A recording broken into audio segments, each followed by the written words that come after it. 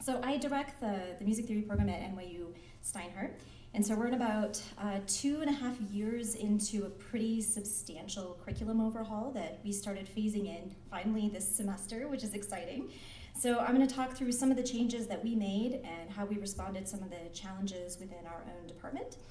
And then in the spirit of the panel, I'm going to talk about some of the technology and tools that we use to pull this off. And so actually Auralia and Musition ended up being kind of an important tool for us. And so I want to share some of the ways that we used it because I think it could also be of interest to, to others who are working on similar kinds of curricular changes. And then I want to close with some thoughts on how we can, continue to share some of this work with each other. So just a little context first.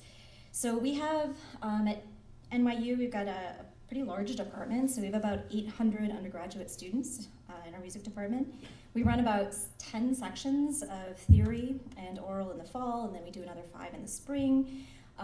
We have 2 full-time faculty and about 13 adjunct faculty teaching these courses. So there's a pretty large number of us that are teaching these core courses. So it's a big challenge just to keep all of the sections coordinated and consistent.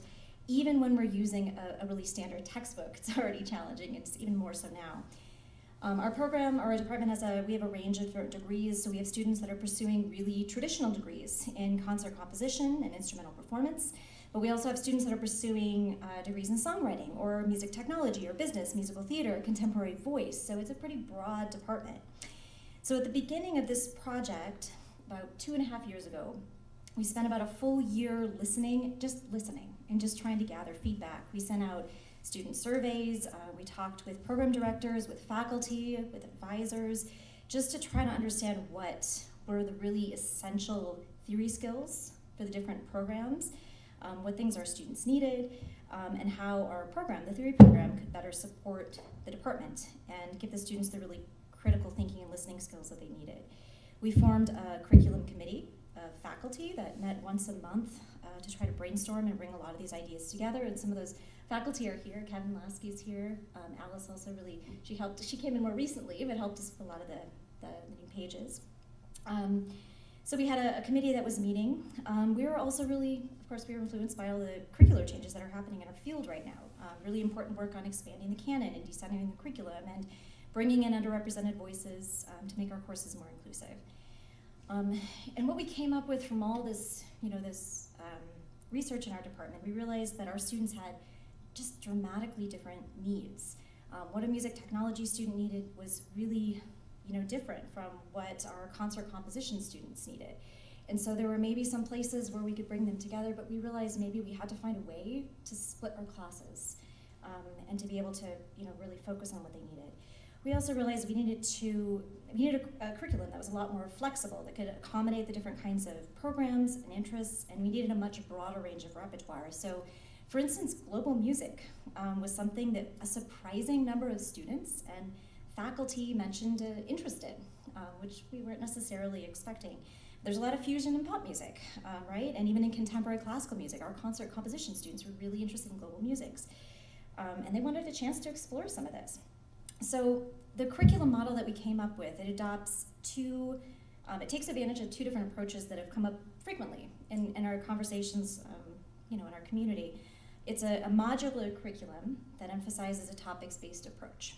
So the modular curriculum, this was something I heard about a few years ago from a talk, Louden and Goddess and Peebles, and it's a way that allows students different pathways through the core courses, both theory and oral courses. So our version of it, what we ended up with is, once the students they have passed or they have taken the fundamentals course, they all start with the same theory and oral 1 course, regardless of placement. Everybody takes the global approaches course. But then they have the option of 1 of 2 different theory 2 courses.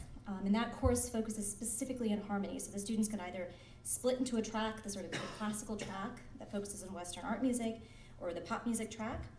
And then, rather than a theory 3 and 4, oral 3 and 4 course, they select any 2 advanced level theory and any 2 advanced level oral courses. So in our department, some programs, like concert composition, for instance, opted to select a specific route that their students would all be required to take. Other programs like technology or songwriting left this up to their students to decide what kind of route they wanted to take through this curriculum. But it was a nice way for us to really do a deep dive into some of the specific topics or repertoire that the students wanted to explore, but also add some additional courses depending on changing faculty that we had in our department, research interests or student program needs as the field changes.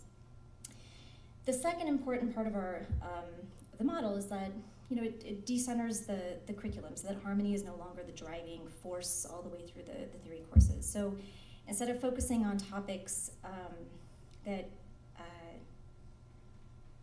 so it's no longer driving force. So instead it focuses on musical topics that make it easier to incorporate a broader range of repertoire. So this is a model that's been, beautifully illustrated in a lot of recent syllabi that are part of SMT's Diversity and Course Design Awards. A lot of these really influenced our design as we created these. And so these three that I've got up here I think are really nice examples. Along with Acevedo and Rush's really kind of fantastic music theory wiki site that includes a lot of resources on various topics that can be curated into a course. So what this looks like for us, this is the breakdown for the Theory 1 and the Aural I syllabus, and there's a little, it's probably not scannable maybe, but there's a little website link there to the syllabi if you'd like those. So the oral course acts a lot like a lab. It reinforces the theory topics through critical listening, but there's also topics that are really specific either just to theory or just to oral. And so these courses they're especially important in the sequence because it sets the stage for all of the other core courses. This is the only course that all of our majors and minors take together. So students start the very first class just with the fundamental question of what is music theory, and what are the different parameters or components of music, different ways that we can describe it. And then the rest of the course digs into each of those different components of music and sound. So a unit on notation or pitch collections, melody, timbre, texture, beat, rhythm, harmony, and so forth. And each of those topics is then approached from different perspectives. So sometimes from a more classical perspective or pop music or different kinds of global traditions, maybe video or film music. And so if you're talking about pitch collections, for instance, you might start with maybe major or minor scales, but then we can move into modes in folk music or early music or pop, or talk about some of the different scales and tuning systems in Arabic or Turkish Maqam or Indian rag, or scales and collections that are used to evoke different characters or atmospheres in film music. Or thinking about rhythmic organization. We can start with some of the more simple and compound meters, but then think about different levels of rhythmic organization with hypermeter or asymmetrical meters in classical pop music, non-Western music, rhythmic cycles in Indian Taal or African timelines. And so I think, one of the really kind of neat things that this course brought about is it allowed us to talk about such a broad range of repertoire in this opening course. And I think a lot of us have found that it's really opened up some cool conversations and discussions in our classes. And I think that's a little bit harder when harmony is driving the course to bring in that much repertoire. So then, the Theory and Aural 2 course, this is the deep dive into harmony. So students opt either for that classical track, Western art music, or the pop music. And regardless of which they choose, they're both broadly focused around students coming away with a kind of a similar set of skills. So regardless of which one they take, they cover some level of voice leading or voicing. So if they're taking the Western art music track, it's this, the 4-part common practice writing, and the other it's more basic jazz voicings. In both, they're covering modulation, secondary dominance, phrasing, small forms, harmonization, common harmonic patterns, or schemata. The various advanced courses take a similar kind of approach. So a few of these require some particular prerequisites. So chromatic harmony and form does require that the students have to take the Theory 2 classical track. The advanced pop analysis requires, the pop course. The rest of them we really tried to keep open-ended so that there would be flexibility, students could work through this. So anyway, that's just a big whirlwind tour of kind of what the model looks like, which is a nice idea, but having the resources to pull something like this off is really, I think, is a whole different thing, as I'm talking with colleagues, right? That's the actual challenge, right? That's the big barrier for a lot of our departments, and especially if we only have 1 or 2 full-time faculty. So some of these courses, the ones that are centered on Western art music, Theory 2, the advanced courses, these weren't so different from the Theory 1 through 4 courses in terms of content. So they needed updates in terms of repertoire, right? But there were already some fantastic websites available that we could draw from for a lot of those. But others, like the Theory 1 course, the Pop course, these were quite a bit more challenging, and they required curating a lot of our own materials. So I'm going to show you just a little bit of what we did, and then kind of talk about how we kind of plugged the Auralia and Musition stuff in with our tech. So we set up anthologies for both theory and oral. There's both a student version and an instructor version. The instructor version has some annotation solutions to the different elements. They included only things in Western art music by underrepresented composers, or pop music, non-Western examples, film, video game, which wasn't to exclude other composers from the standard canon, but a lot of our instructors already have those examples, right? They have gotten ready to go, so we didn't focus on those. And then at the bottom of every page, we had a more examples section that would link to existing anthologies that were already there, so that we're not recreating the wheel, we're not bringing those examples in that are already there, so they link to sites like Paula's website. And this also, we also have a little form, a little Google form at the bottom of every page that our instructors and our students can use to share examples that they love. So they come up with a really cool example, or a student's got a cool example, they can submit it, and that helps us kind of keep this anthology updated and reflect our community. So these are, just kind of a few examples just from the Sight Singing Anthology of different rhythms and melodies. The melodies on the right side, Sight Singing. Rhythm, in particular, was an easy place for us to incorporate a really broad range of repertoire from different styles. We got things from, TV theme songs right alongside some non-Western examples, or melodic examples by shifting the focus away from harmony and chord outlines that allowed us to incorporate a much broader range of styles here also. So we've got an example from Hunger Games and The Temptations, a Native American Dakota song.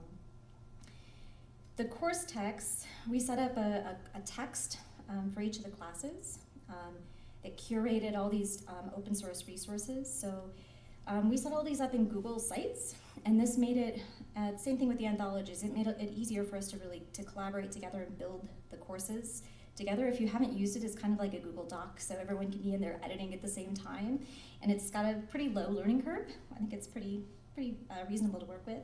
So it worked well for us. The classes are all set up as flipped classrooms, classroom approaches, so the students prepare material in advance before the class, then they come in and they dive into some discussions and activities. So on each of these, there's a set of learning objectives, and then there's pre-class materials, which include open source readings that are drawn from all sorts of different resources in the web. There are videos, if we could find them, that would demonstrate some of the different concepts to give students a different way to come at the topics.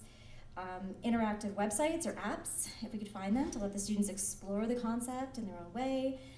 We set up low stakes pre-class assignments in Auralia and Musition, which I'm going to look at in just a minute here, that helps the instructor gauge what kind of material they need to focus on during class. There are also class materials that we compiled together, so discussion topics and activities that instructors could draw from if they want to, that we created together as a group.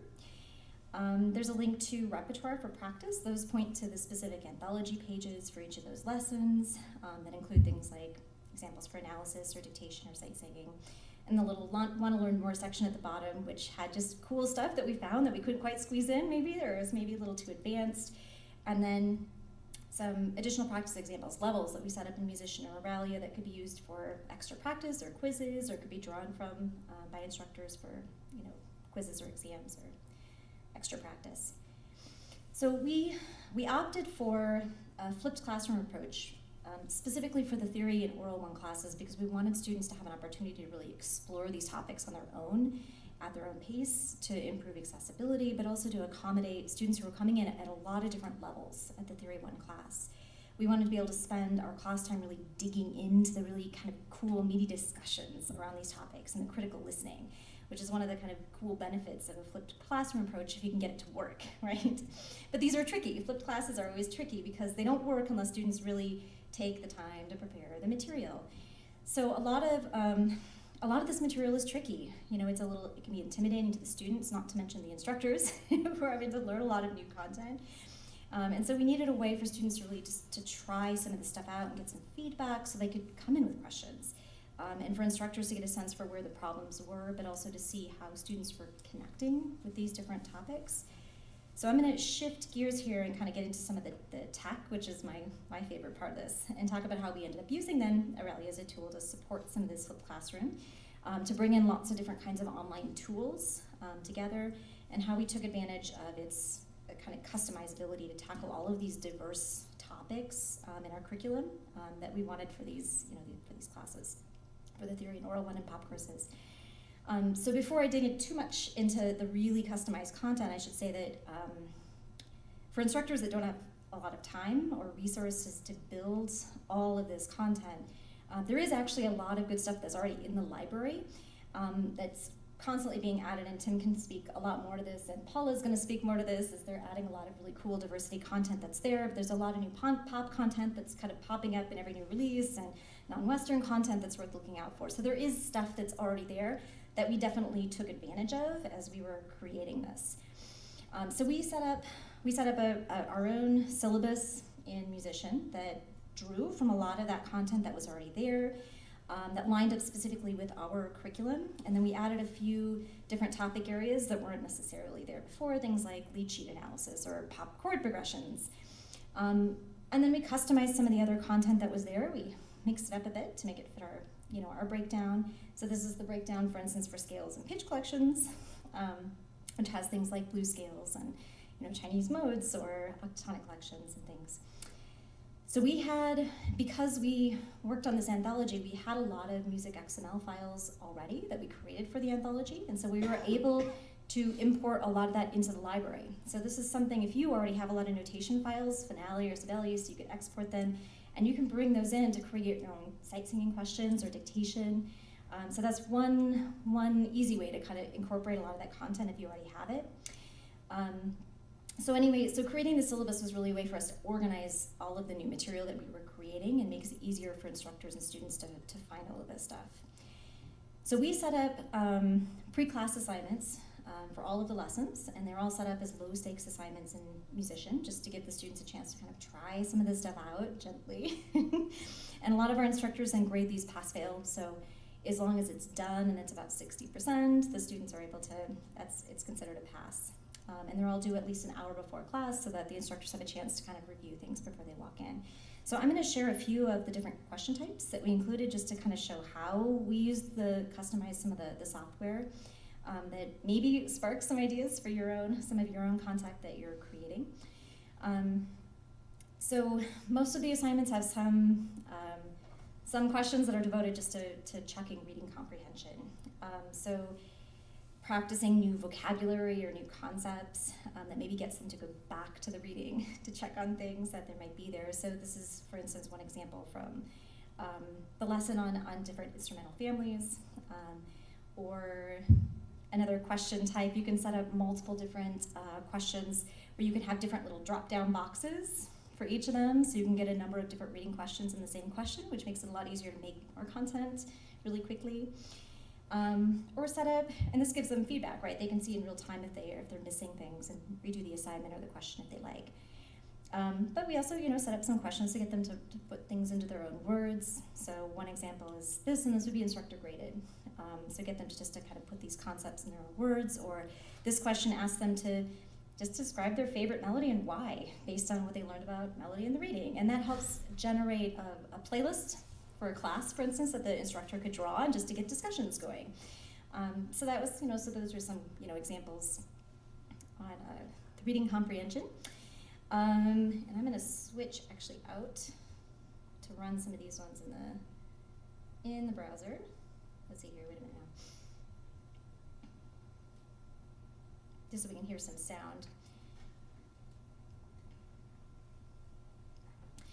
So then some other questions, we set up just to get the students just to kind of dip their toes in and try some stuff out that were maybe a little bit more intimidating. So this, there's the lesson, for instance, on timbral analysis. Students are introduced to spectrograms and how they are used both in music theory but also in other disciplines. So the idea is, in this case, let's use one little question that they've got. This was from a website that had different bird calls and spectrogram analyses of it. And the students get to, listen to different sounds.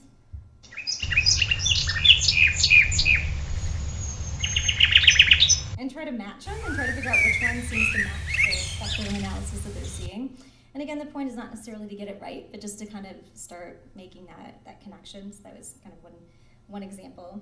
And if they miss it, if I select the wrong example, for instance, we loaded it up so that they could then compare the sounds back to back, right? So they could hear the sound that they had selected in the other one and compare it with the analysis. Or in a lesson on different kinds of rhythms and metric organizations, students are introduced to Indian Taal and African timelines, along with other kinds of rhythmic patterns. And again, the idea is absolutely not to master that in a single lesson, but just to get them listening to it before class, and just to consider different ways of conceptualizing how music can be organized in time. So in the section on Indian Taal, for instance, they have a website that they explore that walks them through some of the different patterns, and we drug some of those in for questions. And so this is something they would have seen.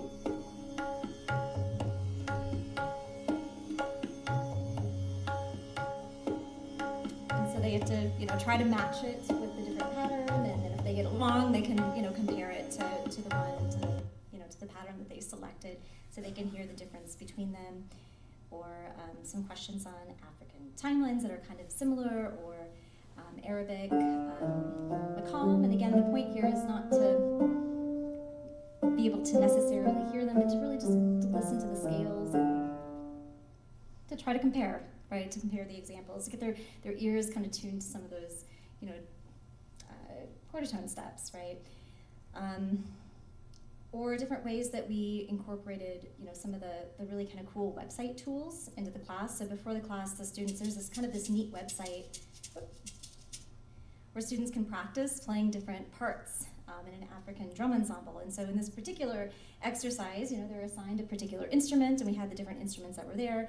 And so they get to, learn their part first. They hear it, and they have to kind of record themselves clapping along, and eventually that part disappears, and they've got to keep clapping as they're listening to it.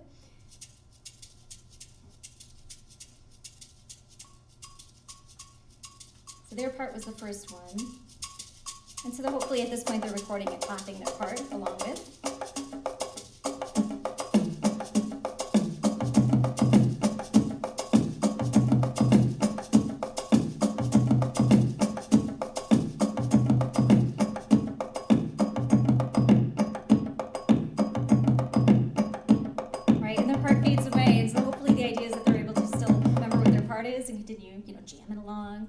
And this would be something that would be instructor graded and probably, sort of a pass-fail. Just the point is just to get the students trying it.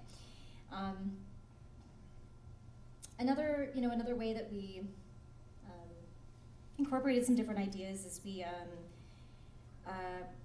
use the software to bring in other kinds of technology that we're using in the course. So for the pop courses in particular, we like to use Briformer, which is, if any of you have used Audio Timeliner, it's similar to that, except it's in the browser itself, and you can drag in YouTube videos.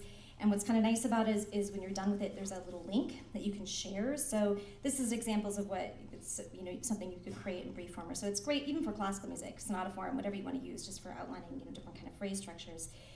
So within Musition, we set it up so that here's a link to Briformer, it takes them straight there. Here's the YouTube link. We're going to analyze this song. In this lesson, they're learning about AABA form and strophic form. So they copy in the YouTube link, and then when they're done, they just copy in the link for Briformer. So it allows us to kind of integrate the tools so that they're doing one single assignment instead of sending them to a number of different places. Or we use Bandlab as a DAW in our Pop course. And so it also has a way that you can, at the end, just share a link, and they can copy it into here. So we can integrate it into the assignment so that everything is all together. So it's kind of a fun way to use it. But also to create really kind of customized content. So in the pop course, chords that are really idiosyncratic to pop that the students are reading about, we set up some specific questions that kind of dig into those, and we set up level content, or things like mode ID, where they're looking at chords or scales. And there's actually a good amount of this already in the library for oral skills, for ear training, right? But this is what we set up for our theory courses. Or just more creative content questions. So this is something, these would all be instructor graded, but an example, we drug in a folk song, and it's the idea, the lesson is on parallel periods in this case, so the student hears they hear the first phrase, and then they're asked to just try to improvise and sing back a response to that as a parallel period. And it can be done with sentences or other things. Or this example, it was a lesson on different kinds of pitch collections, and so there's this kind of cool online keyboard they get to experiment with in the lesson it's called the Nodio keyboard. It's got like all the different scale collections for different tonic pitches, and they are asked to just kind of experiment with it before the assignment. And so then here, they're given a song Over the Rainbow, and then the task here is just to adjust it to fit whatever mode it is. But they can pop over to the keyboard to see the collection and just kind of experiment and get it to sound like it, like they like. Or getting them to write some compositions that are, again, they're instructor graded. So in this case, this is from the Pop course. It's the doo-wop progression, and you can't see the whole thing here, but the students are adding the melody here, and they get to hear this nice accompaniment. And some of our instructors add like cool, pop, cool drum track or something to it to make it a little more fun, or to write a blues melody maybe over the top of a blues progression, just to get them to experiment with the sounds of it before class. So anyway, so this is kind of just a little tour of how we incorporated some of this technology. And I think it's useful for setting up material for students to kind of just try things out before class, and for instructors to be able to walk into the classroom and get a good discussion going. And it was a lot of work, right, to create all of this content. We were able to draw from a lot of material that was there, and take advantage of some of the work that we had created with the anthology. But this is 2.5 years of work, and we're still doing it. We're still building up this content for our theory and Aural II courses and the advanced courses. And so I know, this is the big hurdle. But we benefited so much as we were doing this from other colleagues who did, share a lot of these, open source resources. And I'm really just kind of humbled by how generous some of our colleagues have been. So I want to use this, space as a place to kind of encourage all of us to keep, sharing some of that. And so we're planning to share all of our texts and all of our anthologies. I know our departments are different, so some of this might be useful and some of it might not be, but maybe you can steal some stuff. We're gonna submit everything to the SMT syllabi for diversity and course design projects. That's where we got a lot of our ideas from, along with our sites. But we can also share our Auralia and Musition materials. So Tim recently set up a Humanities Commons space for sharing content.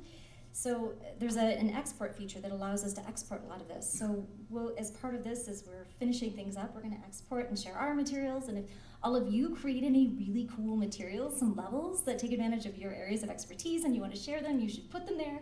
And I would love to steal them.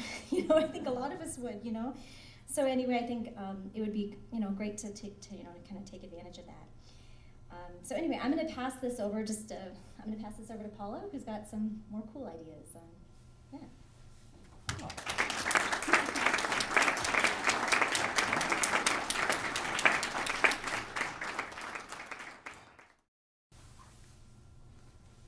Good afternoon, everyone. Thank you so much for being here today, and thank you, of course, to Sarah for sharing all of the exciting things that you've been working on at NYU. We've been having a lot of similar conversations at Peabody, some of which I will share with you this afternoon as well. When I taught my first Western classical music theory courses in 2016, and I was choosing course materials, I was really honestly disappointed by the absence of musical examples by historical women and/or people of color in the textbooks and anthologies that were available at the time. I had naively assumed that educational resources would be much more inclusive than they were when I was an undergraduate student in the early 2000s.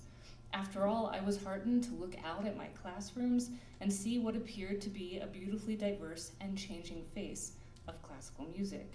And of course, I was also aware that countless musicologists and theorists had spent decades producing a robust body of scholarship rooted in gender studies and critical race theory.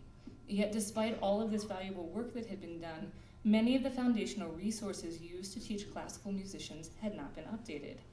And moreover, when textbooks did incorporate musical examples by women and/or people of color, it seemed to nearly always be works from the 20th and 21st centuries.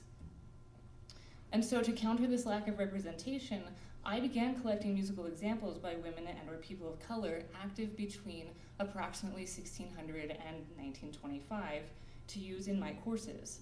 And in order to begin correcting the historical narrative for my students, I always included a 2-sentence composer biography on each example, and I built in a few minutes of class time to contextualize each new composer, thereby trying to expand my students' canons right away.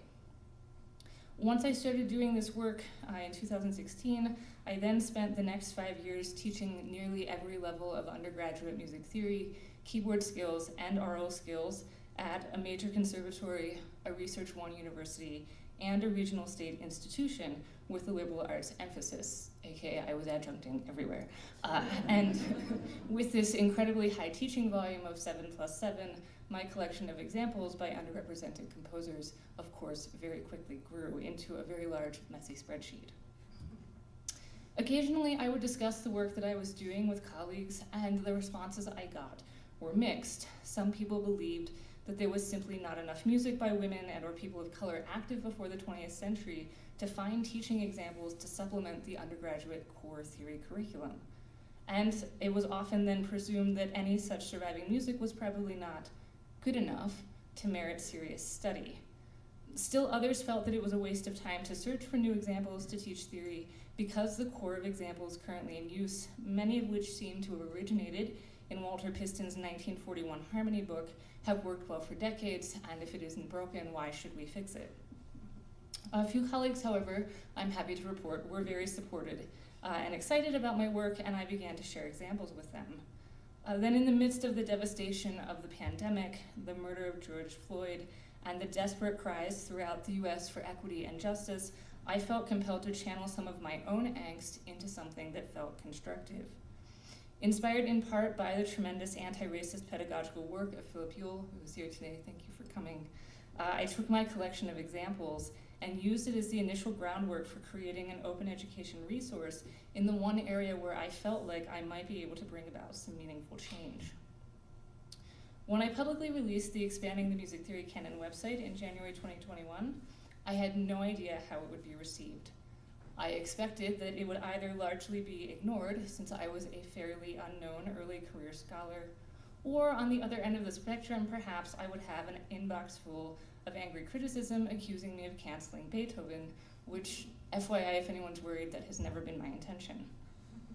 What I did not predict was that that website would be accessed by 10,000 users in 54 countries within 24 hours, and I would have to turn off all notifications on all devices in order to keep teaching. Overwhelmingly positive responses poured in immediately from university professors, private instructors, performers, conductors, and composers from around the world. I quickly found myself giving Zoom talks at universities, negotiating a print anthology book contract with SUNY Press. It was just printed on Wednesday. It is now available at booth 407. And in case you're wondering, also working on a very exciting project as an area editor for Grove Music Online's Women, Gender, and Sexuality Revision Project, and most recently collaborating with Tim and Auralia and Musition to build inclusive online worksheets. All of this gives me tremendous hope that many musicians and teachers are ready for significant change in the content of our pedagogical resources. Often, whenever I talk about this project, I discuss the history of canonization and how we got to a point where in 2021, the 7 most used print music theory textbooks in the US contained 2,930 musical examples, of which just 2.15% are by women and 1.67% are by people of color. I must, of course, note that it is very exciting to see those statistics starting to shift with the newest editions of several of these texts, in particular the most recent edition of Clendening and Marvin's The Musician's Guide to Theory and Analysis, which includes a significantly higher number of works by composers from underrepresented groups.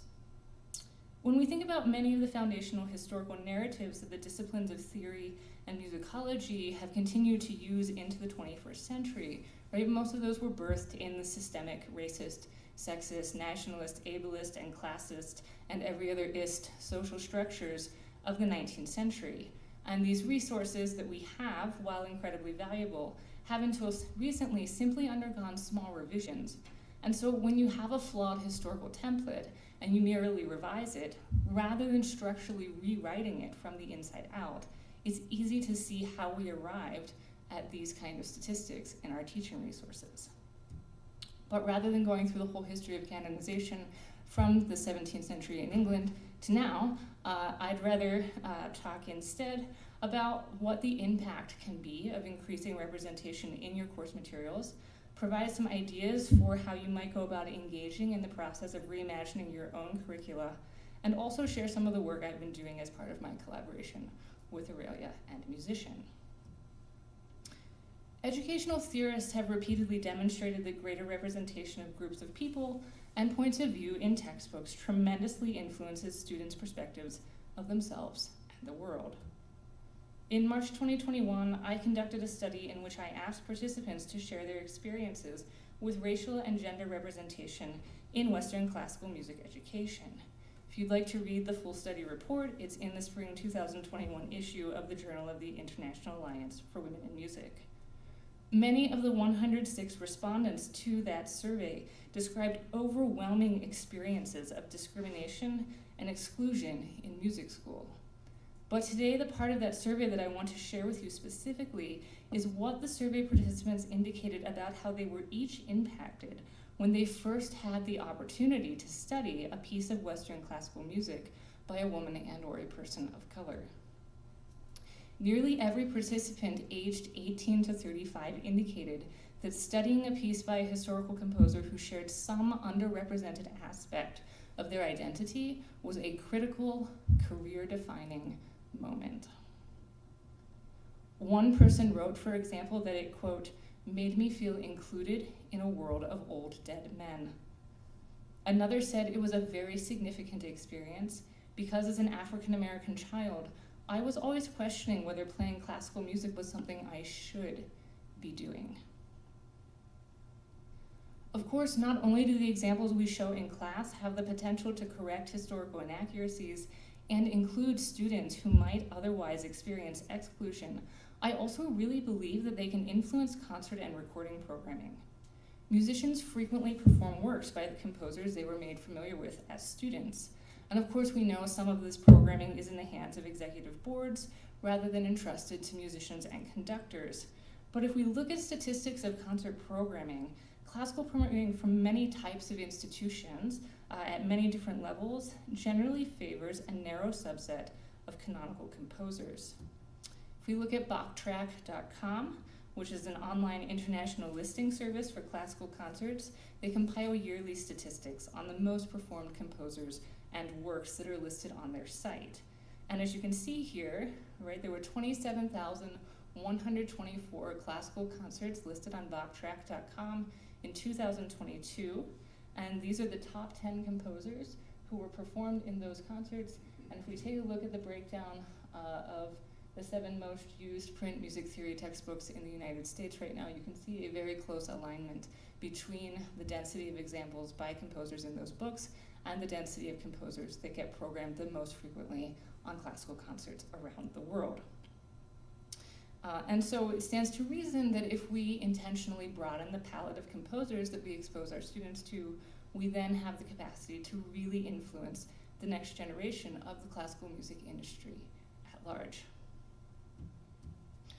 All of this data may seem to indicate that by simply adding a few token pieces by underrepresented composers to our courses is all that we need to do, and poof, we have fixed all of our problems. Unfortunately, that's not the case, I don't think. And I really want to echo, right, the crucial sentiments that many scholars in our field have made by saying, right, this is not enough to create systemic change. Right, as soon as we use more examples by composers from underrepresented groups, right, we're completing a crucial first step in the process of correcting the historical narrative of who was involved in the development of Western classical music. And resources such as my website, my book, and the online worksheets I'm developing with Auralia provide a way for you to immediately increase representation in your course materials. But I also think we must continue reimagining our theory curriculum, a process in which I know many departments have been engaging in recent years. There is, as Sarah very aptly mentioned, no one-size-fits-all solution for a music theory curriculum. We all teach in different types of institutions, serving a wide range of students. And so rather than prescribing a specific curriculum, I want to share the process that we went through for the past 2 years at Peabody as we rewrote our undergraduate curriculum. Since the fall of 2021, I've been the co-chair of our curriculum revision committee at Peabody, and the very first task that I suggested we engage in was to spend an entire year working to craft a mission, vision, and values statement for our department. This idea was something that I took from my previous experience of overseeing this process with a nonprofit that I directed and working on developing a strategic 5-year plan. We spent time really honing in on what our core goals are as a department and how we envisioned our role within the institution and the ways that our student body has been growing and changing in very exciting ways. We wanted to write documents that both honored the conservatory tradition of which we are a part and also look towards an innovative and much more broadened future and definition of what music and music theory can be. Once we had these specific documents in place, it was, as my colleagues all talked about in meetings, surprisingly easy to then go about developing a new curriculum.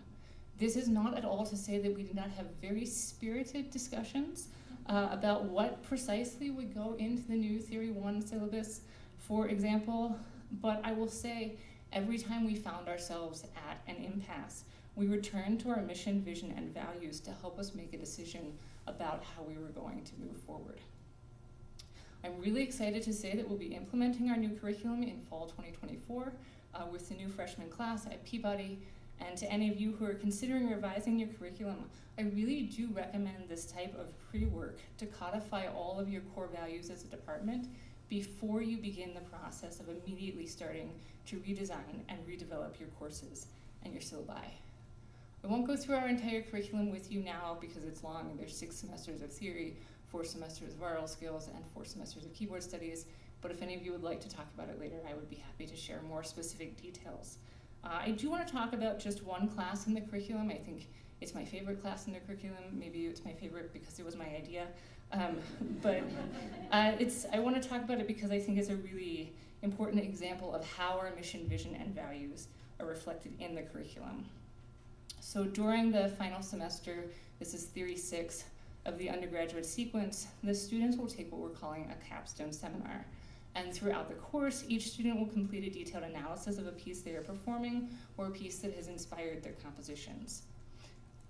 They will then write an analytical research paper and present their work to their classmates in various stages, like a colloquium, throughout the semester. Our entire new curriculum is intentionally designed to prepare students for this final semester, and this course is especially reflective of our value of helping students much more firmly grasp the connection between theory and their own musical practices. As I previously mentioned, one way for you to immediately increase representation in your own classroom is via a set of electronic worksheets that I've been developing in collaboration with Tim and the other people on the excellent team at Auralia and Musition. And it is very exciting, I will say, to be able to share music by 67 women and/or people active between approximately 1600 and 1900 with a new global audience on this platform. Each worksheet that I'm designing focuses on a specific Western classical music theory topic and contains a variety of question types, including harmonic analysis, melodic and harmonic dictation, and sight singing. Additionally, one of my core values for my work has been to ensure that students are familiarized with the biographies of the composers so that they can begin to insert these composers into their own expanded canons. And so each worksheet will also begin with a composer spotlight of one of the composers whose works is featured in the worksheet. Other key features include an integration with YouTube and musical examples that are carefully curated so that the software can provide automatic assessment and immediate feedback to students. So today I'm going to work through a demo worksheet with you. The questions on this worksheet are not one specific topic. I chose a variety of questions from lots of different topics so you can see the kind of breadth and scope of the difficulty levels and the different types and styles of questions that are on the worksheet. All right, so close this. So for example, this would be an example of a composer spotlight. So students would see this first. This would be a tab in a worksheet that they would have to see before they complete any of the questions. So here we have Edmund Dede, for example. All of these are approximately the same length, except there are a few that are very short because there's much less documentation about some of the composers. But for the most part, it's about this much reading to do at the very beginning. This is a question then of an excerpt from the 5.7 worksheet. And so you can see this is intended very much for an introductory level harmony class in terms of the level of difficulty on the worksheet. Students are asked to set the key, and so they first click that. You choose, we would choose minor. You choose the key, and then you input each chord.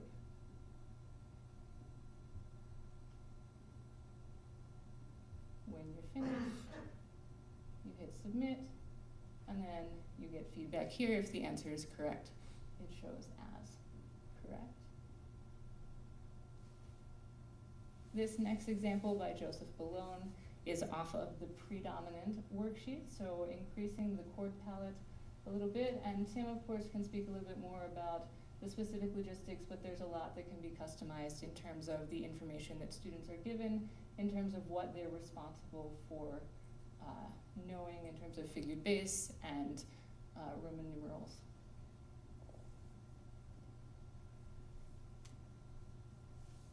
And again, since this is harmonic analysis, let's say that a student misses that the violin line is important, so let's say you choose this.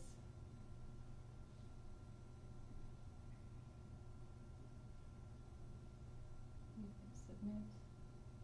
And then in the feedback, it shows you right where your answer was incorrect, and here would be the correct answer.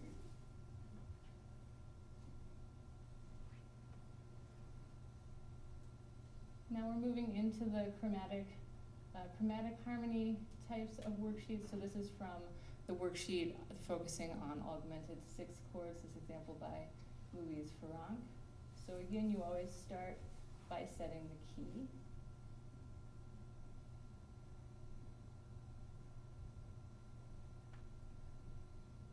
Here, because it's a more advanced example, you choose also the inversion of the chord. For a chromatic chord like the augmented 6, you can choose it from a list, and you can again customize what goes in this list of options. We narrowed it for today to make it faster.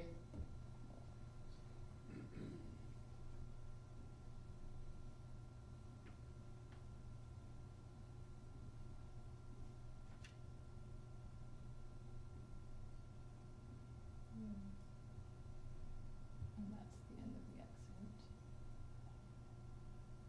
If you'd like to hear feedback, right, you'll also have the option then of audio playback of this.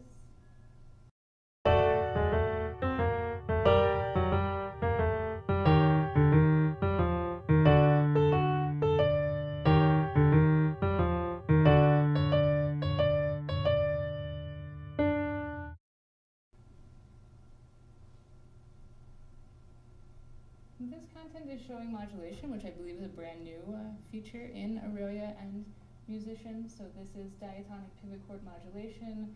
We've curated the instructions specifically to make it as unambiguous as, or as clear as possible of where students should choose to place the pivot chord, since there are, of course, often multiple ways to go about that.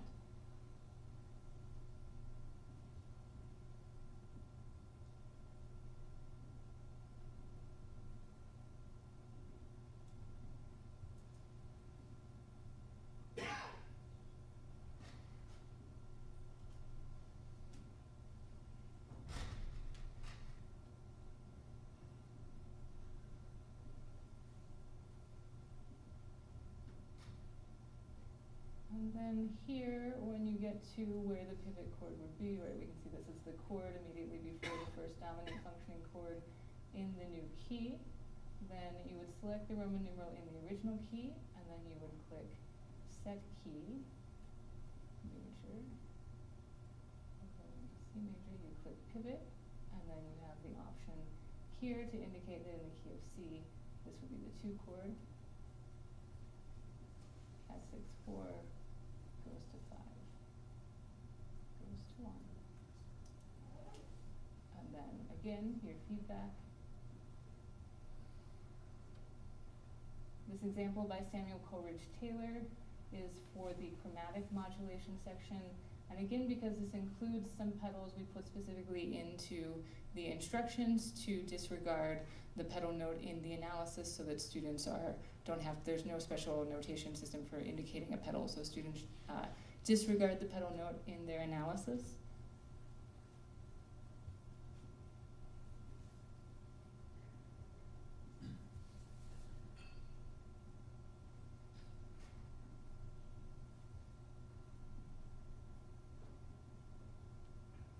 So here, for example, this would be analyzed as 5/7. For the modal mixture, then, you have the full chromatic palette of chords to choose from.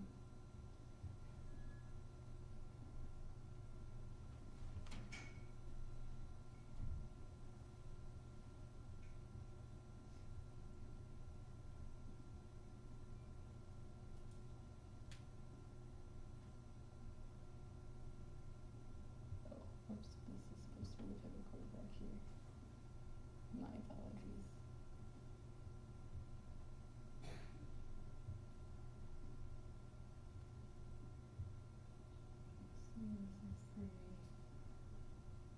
So this is 3. This is 7. I actually don't know how to delete that extra You pivot. just select it and then hit clear in the bottom left there if you select the C57 and clear bottom left. Not that one. Oh, Oh. well, Oh, you know. sorry. I don't know how to make mistakes. But yeah, there is that. So I'll submit this as a blank answer and it will correct it for us. My apologies. It'll probably bring it back at the end and make me redo it one more time. Here's an example from Aural skills then. So a lot of these examples will be for specific harmonic analysis, but there are also Aural skills components that we are working on building in right now. So this is an example for sight singing. So what students would do is first, right, you can listen to a recording of all of the different parts playing simultaneously so that you can listen to the part you'll sing.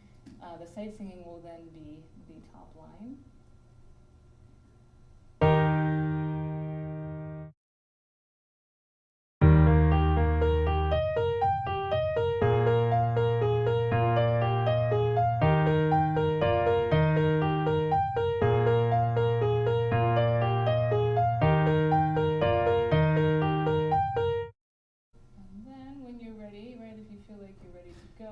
We can all sing together.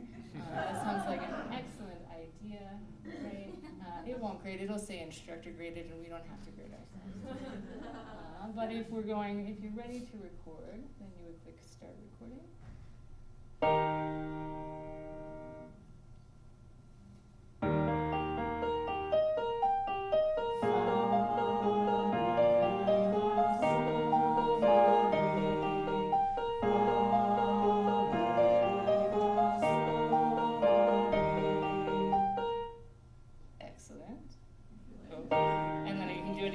As many 5 times or however many times you will set up. We'll do it one more time.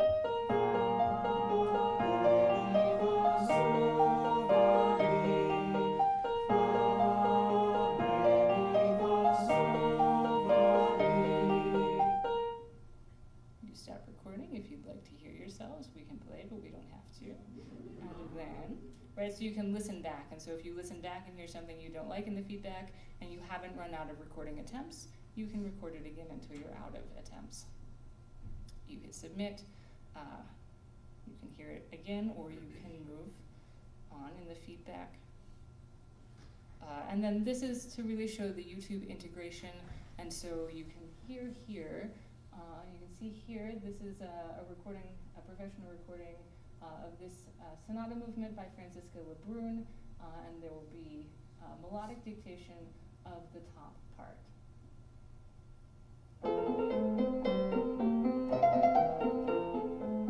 and so you have 3 total attempts for listening.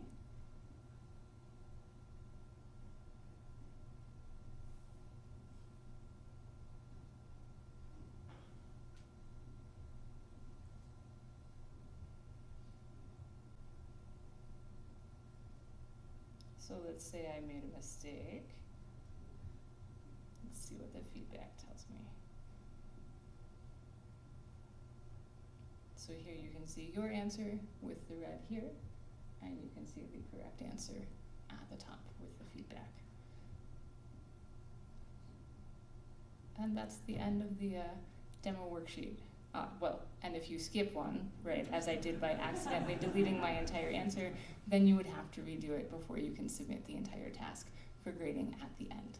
So thank you very much for your time. I know Sarah and I would be happy to have any questions that you have, and I'm sure Tim has a few things that he'd like to say as well.